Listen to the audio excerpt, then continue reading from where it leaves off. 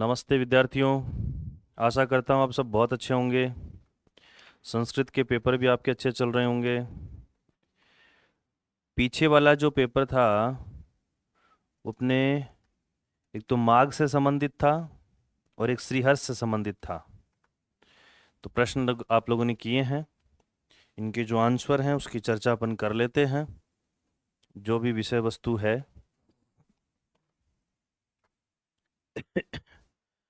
Paper आप लोगों का ठीक ही रहा होगा। इसके आंसर फटाफट फटाफट अपन देख लेते हैं, ठीक है। हाँ, तो यहाँ पे पूछा गया है कि माघ की जाति कौन सी है। तो माघ की जो जाति है वो आपके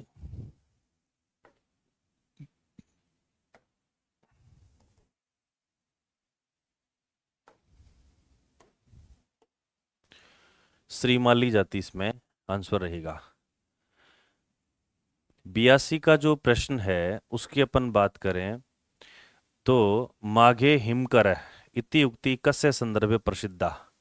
माघ जो है, माघ में हिमकर है ना। तो माघ की ये जो विशेषता बताई गई है वो माघ के काव्य वैभव को देख करके बताया गया है। माघ को काव्य वैभव के दृष्टिकोण से ये बात कही गई है, ठीक है। इसके बाद अपन बात करें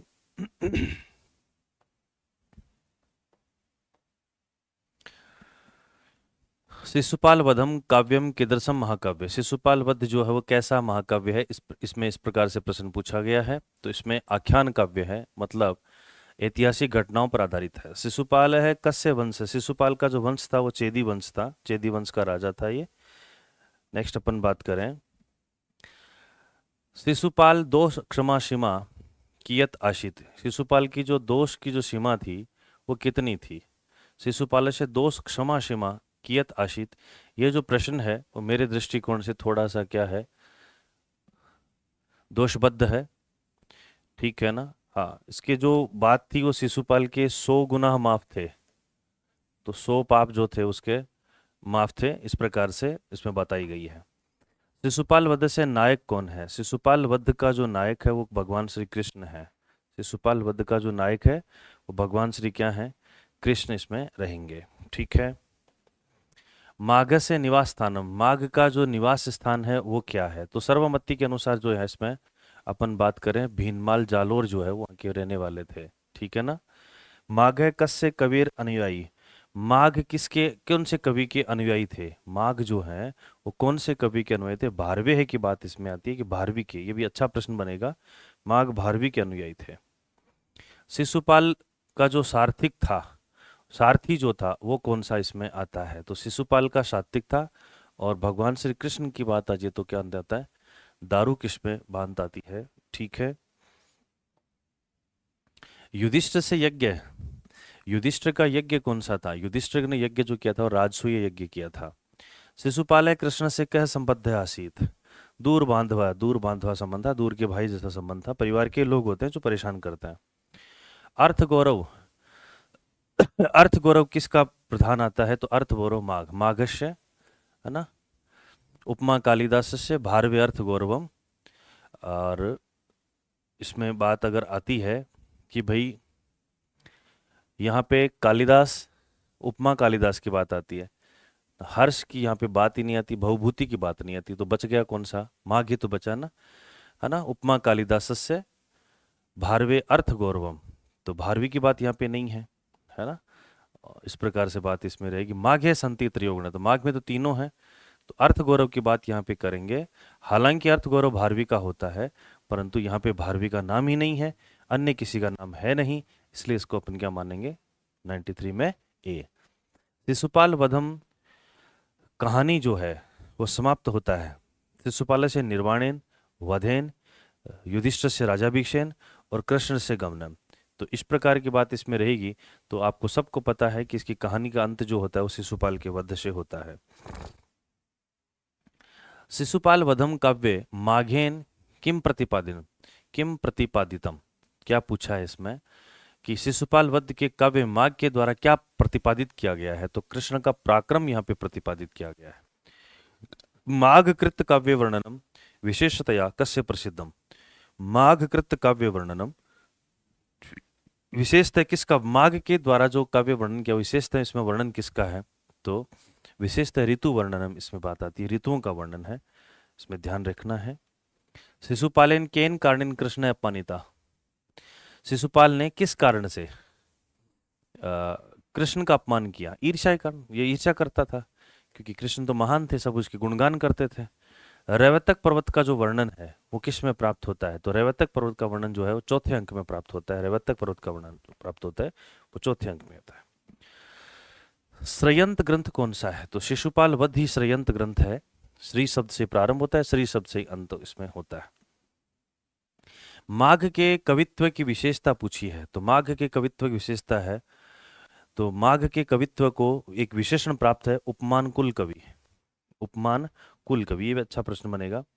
उपमा कालिदास की है तो उपमान जो है उसके कुल कवि माने जाता है। नव सर्ग गते नव शब्दों न जायते रिक्त स्थानम पूरियत, नव सर्ग गते क्या कहेंगे इसमें आप बताइए, इसमें बात रहेगी क्या, नव सर्ग गते माघ नव शब्दों न जायते, ये माघ के बारे में कहा गया है कि 9 सर्गों के बाद में ऐसा कोई शब्द ही नहीं पैदा हुआ जिसने माघ ने इसका प्रयोग नहीं किया हो। कृष्ण से चक्रम के में इति उच्चतम, कृष्ण के चक्र को सुदर्शन चक्र कहा जाता है, ऐसा इसमें कहा गया है। माघे मेघो न दृश्यते इति लोकोक्ति किमर्थम, माघे जो बात आती है माघे मेघो न दृश्यते इति लोकोक्ति किमर्थम, काव्य से अलंकार गौरवम, तो ये जो पंक्ति आई इस पंक्ति का लोकोक्ति किमर्थम अर्थ क्या है, काव्य से अलंकार गौरवम, काव्य में जो अलंकार का जो गौरव है ना, माघे मेघे माघे संति, इस प्रकार से बात इसमें आती है। माघे मेघो, तो माघ के मेघ में मेघदूत जो है उसमें, तो एक ही शब्द के अलग अलग जो अलंकार गौरव की प्राप्ति होती है। शिशुपाल वधम काव्य कह रस है मुख्यतः, शिशुपाल वध का जो मुख्य रस है वो कौन सा है, तो करुण होगा कि हास्य होगा कि भयानक होगा कि वीर होगा, तो यहाँ अपन बात किसकी करेंगे, वीर रस की बात इसमें अपन करेंगे। नेक्स्ट, शिशुपाल वधे नारदस्य आगमनम, नारद का आगमन जो है वो पहले ही सर्ग में होता है, नारद का जो आगमन है पहले ही सर्ग में होता है शिशुपाल वध में, ठीक है। इसके बाद अपन बात करेंगे इसमें नैषधीय चरितम महाकाव्य से कर्ता, तो श्रीहर्ष इसके कर्ता है, नैषधीय चरितम के जो कर्ता है वो श्रीहर्ष है। नैषधीय चरितम महाकाव्य से नायक कौन है, राम है, कृष्ण है, नल है, अर्जुन है, तो यहाँ पे नल है। नैषधीय चरितम कथानक कश्य काव्य से ऊपर आधारित है, नैषधीय चरितम जो है वो किसके ऊपर आधारित है, तो नैषधीय चरितम कथा जो ली गई है वो महाभारत से ली गई है। नैषधीय चरितम काव्य कति सर्ग है, नैषधीय चरित काव्य में सर्ग कितने हैं इसमें बात पूछी गई है, तो सर्ग कितने हैं, सबसे बड़ा है ये वृत्रे में सबसे बड़ा है, तो 22 सर्ग इसमें प्राप्त होता है। मुख्य नायिका कौन है, तो यहाँ पे नायिका बात करेंगे तो कौन है, दमयंती, नल और दमयंती की प्रेम कहानी है, दमयंती की कहानी है। श्रीहर्ष से काल, श्रीहर्ष का जो काल है वो कौन सा काल माना जाता है, श्रीहर्ष का जो काल है वो 12वीं शताब्दी के आसपास माना जाता है। षट ऋतुनाम वर्णनम कस्मिन सर्गे, शिशुपाल के छठे ही सर्ग में है, ये भी तो अच्छा ही प्रश्न बनेगा, छठे ही सर्ग में 6 ऋतुओं का क्या है वर्णन है। नैषद शब्द से कश्य द्योतक है, नैषद शब्द जो है किसका प्रतीक, नलस्य वंश, नलस्य वंश की बात इसमें आती है। दमयंती स्वयंवरे किस देवता ने नल का रूप धारण नहीं किया, तो अग्नि यम वरुण तो थे, पवन नहीं थे, पवन नहीं थे। नैषधीय चरितम महाकाव्य प्रमुख रस, नैषधीय चरित महाकाव्य का प्रमुख जो है वो कौन है, श्रृंगार रस है, प्रेम कहानी है श्रृंगार रस। नल जो है वो कस्य राजस्य राजा आशित, किस देश के थे, निषिद्ध देश के राजा थे, निषिद्ध देश के राजा। श्रीहर्ष है कस्य राज दरबार प्रसिद्ध कवि, श्रीहर्ष जो है वो किसके राज दरबार के थे, किस राज दरबार के थे, तो इसमें अपन बात कर राजा जयचंद के आश्रय से थे, राजा जयचंद। श्री कृष्ण बलराम उद्भव की मंत्रणा किस में होती है, तो इसमें अपन बात करेंगे ना तो द्वितीय सर्ग में होती है। नैषधीय चरिते दूतक है, यहाँ हंस है, हंस दूत का कार्य करता है। शिशुपाल वधस्य ऊपर ही मल्लिनाथ से टीका, शिशुपाल वध के ऊपर जो है मल्लिनाथ की टीका कौन सी है, हसंती है कि सर्वम कषा, ये दोनों ही इसके आती हैं, तो अपन बात इसमें करेंगे कौन सा है, तो ये सर्वम कषा जो है मल्लिनाथ की टीका किस पे आती है, शिशुपाल वध के ऊपर आती है। सप्तदश सर्गे श्लोका, 17वें श्लोक में वो श्लोक पूछा जो सबसे बड़ा है, लघुतम 13वां है जो नीचे दिखा रखा है, तो इसमें कितने हैं? तो इसमें बात अपन करेंगे ना, तो लघुतम 17वां, ये 17वां जो है वो दीर्घतम सबसे बड़ा है तो 222, सबसे छोटा 13वां है, इसमें कितने हैं? 55 है। ठीक है ना, ये ध्यान रखना है। फिर अपन बात करें, माघ के पिता कौन थे? तो दत्तक थे कि दत्तक सर्वाश्रय थे कि सुप्रभ देव थे, नय कोपी? तो दत्तक सर्वाश्रय इसके पास है। माघ की मृत्यु पादसोत रोग से हुई थी, ये भी अच्छा प्रश्न बनता है, पादसोत रोग से हुई थी।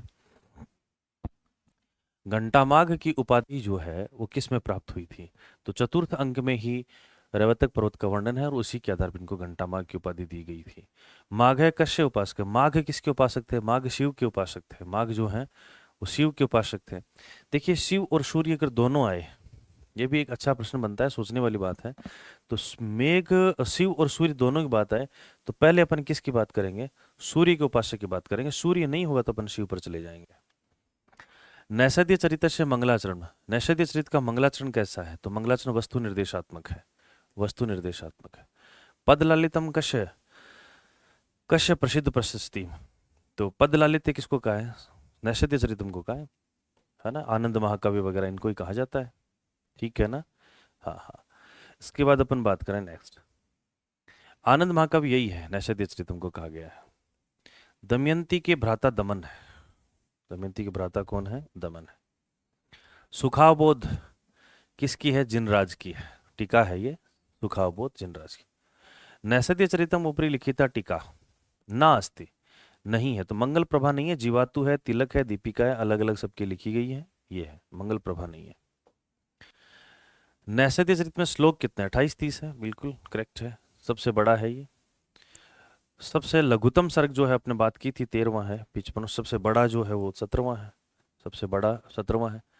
नल नायको, नल कैसे नायक हैं? धीरोदात नायक हैं, धीरोधत नायक हैं, धीर ललित है, धीर प्रशांत है। तो धीरोदात नायक है, 135 में आपका जो आंसर रहेगा वो शी रहेगा।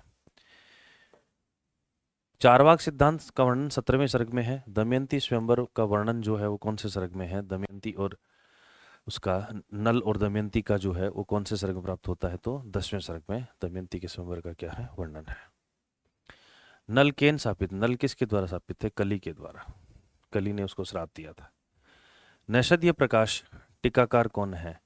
नैषधीय प्रकाश के टीकाकार कौन है? तो इसकी बात रहेगी आपकी पंडित नारायण जो है वो नैषधीय प्रकाश के टीकाकार है। दीपिका किसके टीका है? दीपिका जो है वो नरहरि के टीका है। नैषधीय चरित अश्य अपर नाम, वीरसेन चरित, नलिय चरित, नर भारती, सर्व्यस्थ, बिल्कुल सर्व्यस्थ सभी हैं, तीनों ही इसके नाम प्राप्त होते हैं। कश्मीरी कवि के नाम से कौन इसमें आते हैं? तो कश्मीरी कवि के नाम से जो प्राप्त होते हैं वो श्रीहर्ष प्राप्त होते हैं। श्रीहर्ष की माता का नाम मामल्ल देवी था, मामल्ल देवी प्राप्त होता है। श्रीहर्ष की, श्रीहर्ष से उपाधि न, श्रीहर्ष की उपाधि नहीं है। दीपक हर्ष, नरभारती, अनंग, बिल्कुल सर्वे संति सभी हैं। जयचंद द्वारा प्रदत्त, जयचंद के द्वारा दीपक हर्ष की उपाधि दी गई थी इनको, दीपक हर्ष की उपाधि। चित्र काव्य से श्रेष्ठ कवि, चित्र काव्य के श्रेष्ठ कवि कौन है? श्रीहर्ष। श्रीहर्ष ने कौन से मंत्र का जाप किया था? चिंतामणि मंत्र का इन्होंने जाप किया था। श्रीहर्ष की कृति नहीं है, सभी हैं। गौड़ोर विश्वसस्ती है, स्थैर्य विचारण प्रकरण है, अरणच वर्णन, तीनों प्रति आ चुकी हैं। श्रीहर्ष से चंपू अस्ति, नव साहसक चरित्र चंपू ही है, यही इसका चंपू रहेगा। सरल से प्रश्न थे, सामान्य से प्रश्न थे, आशा करता हूँ बहुत अच्छा गया होगा। और उम्मीद की किरण छोड़े नहीं, लड़ाई लड़ते रहें, विजय जरूर होगी। मैं आपके उज्जवल भविष्य की पुनः कामना करता हूँ। जय हिंद, जय भारत।